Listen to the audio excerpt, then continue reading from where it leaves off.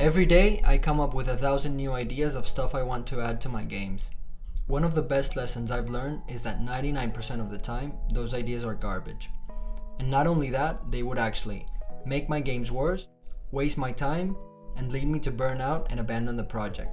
Today I want to share how I'm trying to avoid this, by putting into practice the concept of less is more.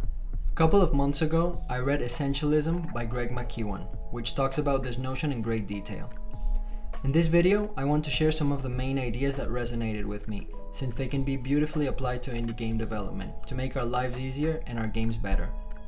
Just as a disclaimer, I want to note that while these ideas are helping me better manage my own expectations and streamlining my work process, they may not work for you and your projects.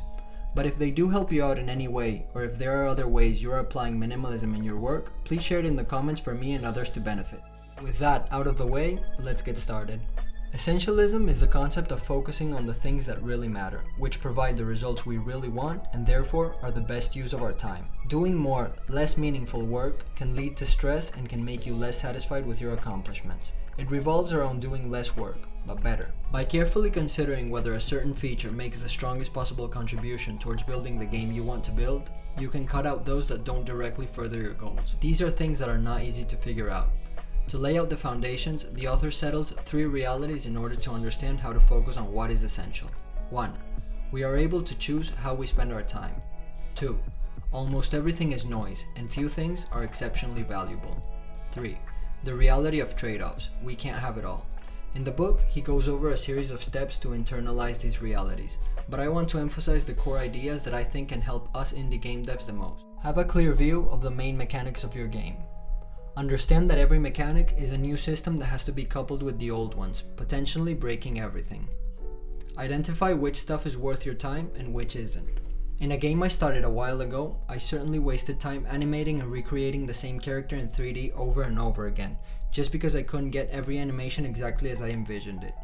I kept making subtle, unnecessary tweaks instead of thinking about the gameplay.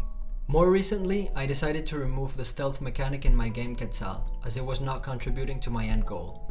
I really like the mechanic, but as the game evolves, I don't consider it essential to what I'm working towards. This has allowed me to focus on the core parts of the game. I'll go into further detail about this in the next devlog. In the end, we have to let go of our fear of compromising our vision. Vision is nothing without action. Action is what yields results, and results are everything. I found that one particular issue I've come across many times in the past is spending ages fixing or adding a new feature to no avail, and slowly realizing that perhaps the best option would be to eliminate the feature altogether and move in a new direction. But it's so hard. Getting rid of a feature we worked hard on would mean that we lost a ton of time.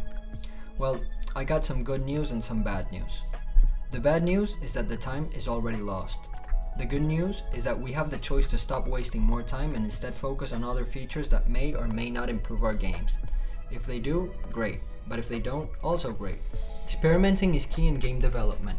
We need to become more comfortable with the fact that iterating is a necessary step in almost any endeavor, and very rarely we'll get perfect first results. Be honest with yourself and cut out anything that does not really add anything to your specific game, even if it's very cool.